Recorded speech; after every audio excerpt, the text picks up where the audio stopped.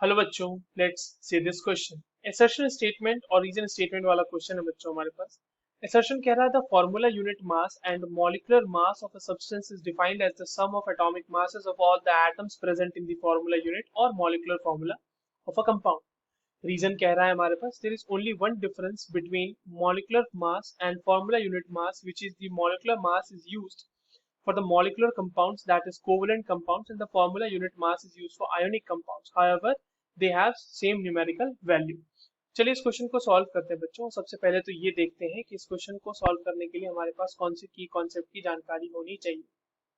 देखो ये जो सवाल है बच्चों, ये हमारे पास मॉलिक्यूलर मास और जो फॉर्मूला यूनिट मास है उसके बारे में सवाल है। ये फॉर्मूला फॉर्मूला यूनिट मास, ठीक है। चलिए समझते हैं बच्चों। देखिए मॉलिक्यूलर मास हो या फिर फॉर्मूला यूनिट मास हो, इन दोनों के लिए क्या होता है, इन दोनों को कहते हैं हम लोग कि सम कर देना है हमें। Sum of all the atomic masses, ठीक है। जितने भी आपके पास एटम्स हैं किसी भी मॉलिक्यूल में, उसके सम को हम उसके सारे एटॉमिक मासेस को हमें जोड़ देना है। वही हमें मॉलिक्यूलर मास दे देगा या फिर फॉर्मूला यूनिट मास दे देगा।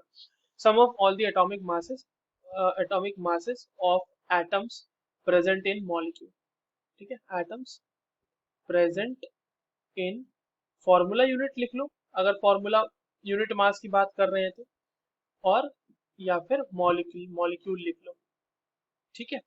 तो देखो एसर्शन स्टेटमेंट तो हमारा बिल्कुल सही है, यही तो कह रहा है ना ये एसर्शन स्टेटमेंट। अब आते हैं रीजन स्टेटमेंट पे।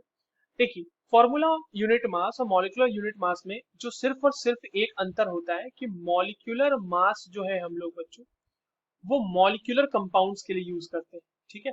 मॉलिक्यूलर कंपाउंड्स जैसे कि जिसमें कोवेलेंट बॉन्डिंग होती है, जैसे एग्जाम्पल के तौर पे अगर हम ले लें वाटर, ठीक है। तो यहाँ ऑक्सीजन और हाइड्रोजन के बीच कोवेलेंट बॉन्डिंग है, तो इसके लिए मॉलिक्यूलर मास निकालेंगे। अच्छा कैसे निकालेंगे ये मैं ऐड करके भी दिखा देता हूँ यहाँ पे। अगर इसका मॉलिक्यूलर मास निकालना है हमें, तो हाइड्रोजन का होता है एटॉमिक मास 1, दो हाइड्रोजन है इसलिए 2 into 1 करना पड़ेगा, और ऑक्सीजन का एक का एटॉमिक मास होता है 16। तो ये बच्चों आ जाएगा जोड़ के हमारे पास 18U। तो 18U will be the molecular mass of the H2O। पर जब आप फॉर्मूला यूनिट मास की बात करते हैं तो फॉर्मूला यूनिट मास जो होता है बच्चों वो ऐसे मॉलिक्यूल्स के लिए यूज किया जाता है, या फिर formula unit mass is calculated for molecules having ions, ठीक है। मॉलिक्यूल्स हैविंग आयंस, या फिर इसे ऐसा कह सकते हैं हम कि फॉर्मूला यूनिट मास जो है वो हम किसके लिए कैलकुलेट करते हैं बच्चों, आयोनिक कंपाउंड्स के लिए, ठीक है। आयोनिक कंपाउंड्स के लिए एग्जाम्पल के तौर पे देखते हैं, जैसे इसके लिए एग्जाम्पल ले लो NaCl। अब NaCl में सोडियम आयन होता है और क्लोराइड आयन होता है। तो इसमें अगर हमें फॉर्मूला यूनिट मास निकालना होगा तो हम सोडियम का एटॉमिक मास ऐड करेंगे, दैट इज 23U प्लस, इसको इस तरह से लिख देते हैं 23 प्लस क्लोरीन का 35.5, ठीक है। आपने इन दोनों को ऐड कर दिया तो यहाँ से कितना आ जाएगा, ये 58.5U।